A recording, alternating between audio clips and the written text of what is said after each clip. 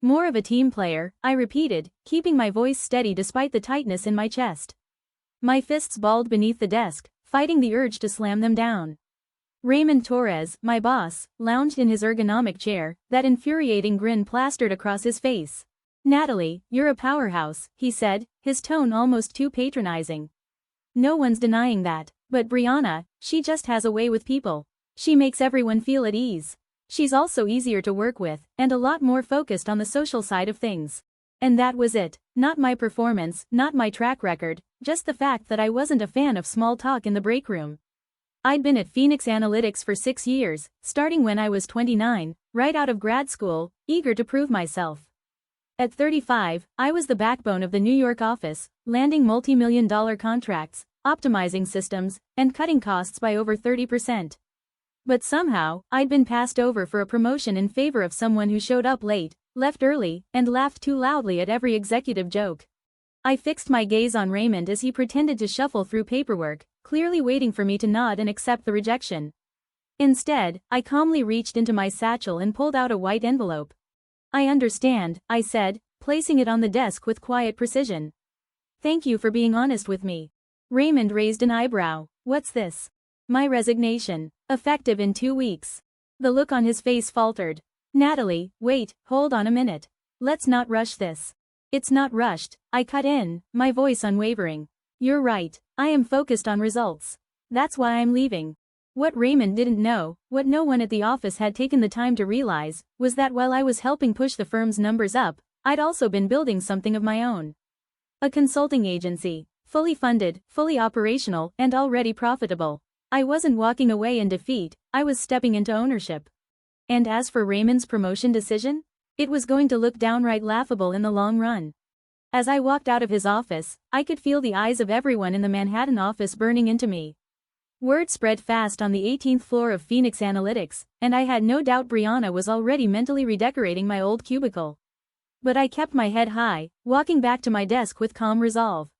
Inside my resignation envelope was a second document, one that would have Raymond choking on his morning coffee. The following 2 weeks unfolded as you'd expect. Briana strutted around the office like the new queen of the castle, fake laughs echoing as she made the rounds to flaunt her new title. One morning, she perched herself on the corner of my desk, all too eager to rub it in. "Natalie, I hope you're not taking this too hard. I know how much you wanted that promotion." I glanced up from my screen, casually finishing the download of every report, metric, and performance audit I'd authored over the past 3 years. Not to steal, my integrity was too strong for that, but to ensure my work was documented. "No hard feelings, Briana. I'm sure you'll do great." She beamed, already convinced she'd won. But what she didn't realize was that the results she thought she was inheriting weren't solely the product of the company's resources. 3 years ago, out of frustration, I'd started developing a new project management system. It began as a personal tool but evolved into something far more powerful. I'd filed for a patent 6 months ago, and just last week, it had been approved. The second page of my resignation letter outlined just how many millions in client retention and efficiency gains that system had brought to the company. A week later, an email landed in my inbox. Robert Kim, CEO of Solstice Tech, our fiercest competitor, had heard I was leaving. What was supposed to be a casual coffee meeting quickly turned into a full-blown strategy session. He wasn't offering me just a job, he was offering me a partnership. Full creative control, equity. He slid a contract across the table. "We've been waiting for someone like you," he said. "Someone who understands what really matters, results." As I signed that contract, I finally understood what real recognition felt like. On my last day at Phoenix Analytics, as I handed in my security badge, Raymond called me into his office one final time. His smug confidence was gone, replaced by an expression that was part disbelief, part panic. "Natalie, we need to talk about this report you included in your resignation." Raymond waved the stapled pages in the air, his hands visibly trembling. "Why didn't you ever tell us about this system?" I sat across from him, smoothing the sleeve of my blazer. "I did, Raymond. 3 times. I requested meetings to propose a rollout strategy for new efficiency protocols. Your response was, and I quote, 'We're focused on building a friendlier team dynamic.'" He flipped through the report again, his face paling with every page. "But this is revolutionary. The automation, the savings, the client satisfaction metrics, and you already patented it?" I nodded once. 6 months ago. And I've accepted a leadership role with Solstice Tech. They'll be implementing it globally. Raymond slumped into his chair like the air had been punched out of him. Solstice? Natalie, you can't. They're our biggest competitor. What about loyalty? Loyalty? I echoed, with a quiet laugh. You mean the kind you showed when you handed my promotion to someone who couldn't submit a report on time? I stood, voice steady but sharp. The kind of loyalty that dismissed my initiatives because I didn't fetch coffee during brainstorms, or because I didn't laugh at the right jokes. He opened his mouth to reply, but I didn't give him the chance. If you'd valued results over charisma, this would have played out differently. We'll match Solstice's offer, he said quickly. Promote you to senior director, just don't go. It's not about the title, I said. It's about respect. It's about being seen. And with that, I left, for the last time. I heard the chaos behind me, Raymond scrambling to call upper management, trying to contain the fallout, but it was already done. The patent was mine, the contract was signed, and as for Briana, she was about to learn that sounding impressive isn't the same as delivering results. Later that evening, while packing up my things, I found a sticky note on my monitor. Sorry to see you go. Keep in touch, Briana. I smiled faintly, crumpled it, and tossed it in the trash. She'd be hearing my name again. The entire industry would.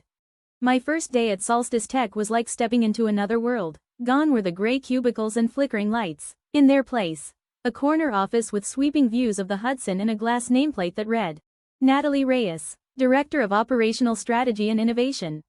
But it wasn't the view that mattered, it was the way I was treated. Robert Kim, Solstice's CEO, didn't just introduce me, he told my story. He highlighted my innovations, emphasized the impact of my systems, and made it clear, I wasn't here to blend in, I was here to lead. Natalie brings more than experience, Robert said, addressing a packed conference room. She's bringing a proven system, one that cuts waste, accelerates delivery, and builds lasting client trust. She has my full support, and soon, she'll have yours. It was the recognition I had earned, but never received. At Phoenix, I was invisible. At Solstice, I was essential. 3 months later, during a strategy session, my phone buzzed. A text from David Tran, one of the few people I respected back at Phoenix. You'll want to check the business wires. Something big just dropped about Phoenix. I excused myself, stepped into my office, and opened my laptop. Headline: Phoenix Analytics loses 30% of clients following Q2 collapse. The article pulled no punches, delayed launches, cost overruns, and an exodus of top clients. Their systems were called fractured and obsolete. But one quote stopped me. The level of service has plummeted, said Thomas Kwan, CEO of Terranova. We used to rely on Phoenix. Now they can't even deliver basic timelines. It's like they lost the backbone of their operations. Because they had. I was the backbone. The structure they'd ignored, underestimated, and relied on, was gone. Another buzz. A follow-up from David. Briana's having a meltdown in the break room. I leaned back, sunlight spilling through my window. I didn't need revenge. I had results. At Solstice, the system I built didn't just work, it transformed everything. Project turnaround times were cut in half, client satisfaction soared, internal efficiency metrics hit record highs. Robert had greenlit a company-wide expansion, and now 3 major firms were negotiating to license the platform. One crisp Thursday, 6 months after I walked out of Phoenix, Robert appeared at my door, newspaper in hand. You see this? He asked, holding it up. Front page. Phoenix Analytics undergoes full restructure amid system failure. I glanced at the headline and nodded. They finally admitted it. They tried to recreate your system, Robert said, but they didn't understand how it worked. I smiled. Of course they didn't. I finished reading the email, already knowing where this was going. They thought it was just a tool, but it was the thinking behind it that made it work. Robert smiled, the kind of smile that only comes when someone's seen the bigger picture, the long game. Which is why the board unanimously approved your promotion, he said. Starting next week, you'll be our executive vice president of strategic innovation. They've seen the impact you've made. They want you driving the future. Warmth blossomed in my chest. This was what it meant to be recognized, not for appearances, but for actual contribution, for vision, for value. That afternoon, as the sun dipped low over the city, an unexpected email popped into my inbox from Raymond Torres. Subject: Apology. Natalie. I hope this message finds you well. I'm sure you've heard what happened at Phoenix. I wanted to say I was wrong. Not seeing your value was the biggest mistake of my career. Your system was the backbone. We didn't realize it until it collapsed without you. I resigned last week. Before I left, I made sure the board knew exactly where we failed by not listening to you. I stared at the screen, letting the words sink in. Briana had resigned a month ago. Turns out managing deliverables was a little more complicated than parroting buzzwords in meetings. The email from Raymond continued. I know it's too late to change what happened, but I wanted you to know you were right. Results do matter. I just wish I'd seen that sooner. Best regards. Raymond. I read it twice. There was a time when a message like that would have cracked something open inside me, when recognition, even belated, would have been all I needed, but that time had passed. Now, sitting in my executive office at Solstice Tech, sunlight catching the edge of my framed patent certificate, I felt calm. Behind me, a plaque from our record-breaking quarter, and beside it, a recent Forbes article naming me one of the top 10 women redefining innovation in tech. Raymond's words? A footnote. My story had moved on. I hit reply and typed. Raymond. Thank you for your email. You're right. Results do matter. I wish you well in whatever comes next. Natalie. After sending, I glanced around my office. Every detail here had been earned. Nothing was handed to me. Nothing bargained for. Everything was earned. The next morning, I called an all-team meeting. As the room filled, I looked around at faces that actually wanted to be there, engineers, designers, project leads, people who respected the work, not just the politics. When the room settled, I stood. Today, we're diving into our next major launch, but before we begin, I want to tell you a story, I said, not about systems or software, but about value, about seeing it in others, about not letting anyone define your worth but you. As I spoke, I saw heads nod, eyes widen, and people leaning in, not just to the content, but to the lesson. They got it. They understood that this company, our company, wasn't built on smoke and mirrors. It was built on substance, on the courage to speak up even when no one's listening. Later that evening, I drove home. As I passed Phoenix Analytics, I slowed. Their massive logo, once a symbol of everything I wanted, now looked faded, outdated. A for lease sign hung in one of the upper windows. They were downsizing again. But I didn't feel victorious. I felt grateful. Grateful they hadn't seen my worth. Grateful they'd pushed me out. Grateful because they unknowingly forced me to build something better. Because sometimes, the biggest opportunities come wrapped in rejection. Sometimes, being too focused on results is exactly what sets you apart. And sometimes, the best response to being undervalued is to build something so powerful they can't ignore you anymore. My phone buzzed. A message from David lit up the screen. Phoenix board is asking about you. They're wondering if you'd consider returning as CEO. I stared at the message for a moment, then slowly typed back. Thanks, David, but I'm exactly where I need to be.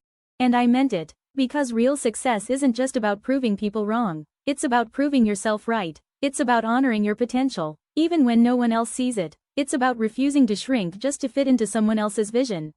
As I pulled into the driveway of my Brooklyn brownstone, I thought about all the other Natalies out there, quiet professionals doing exceptional work, getting passed over because they weren't flashy enough or political enough. Maybe this story would reach one of them. Maybe it would be the push they needed to stop waiting for permission and start carving their own path. Because sometimes rejection isn't a wall, it's a launch pad. You take the insult, you take the doubt, and you use it as rocket fuel to build something stronger, something that turns, "you're not enough," into, "you're irreplaceable." That evening, as I sat in my home office reviewing global licensing proposals for our now patented system, I felt a deep sense of clarity, a peace. Even above my desk hung the words Raymond once said, like an insult, "You're too focused on results." Funny thing is, he was absolutely right, and that focus? It brought me here, to leadership, to innovation, to purpose, to the place I was always meant to be. If you've made it this far, thank you for walking this road with me. I'd love to hear your thoughts in the comments. Tell me, have you ever been overlooked? Have you ever been told you were too serious, too ambitious, or too focused? Because I know what that feels like, and I want you to know, you are not too much, you are not invisible, you're not imagining it, your value doesn't decrease just because someone failed to see it. If this story resonated with you, please consider subscribing, not just to follow my journey, but to join a space where we celebrate people who rise through adversity, who refuse to settle, and who fight to build something real. I want to hear your story, too. Leave a comment below, and let's talk, because if my journey can be a mirror for yours, Maybe together we can remind each other that rejection isn't the end of the story. It's the beginning of your own chapter, one where you write the rules, where you define the win. Keep building, keep believing, and never let anyone make you feel like results are a bad thing. They're just scared of your potential.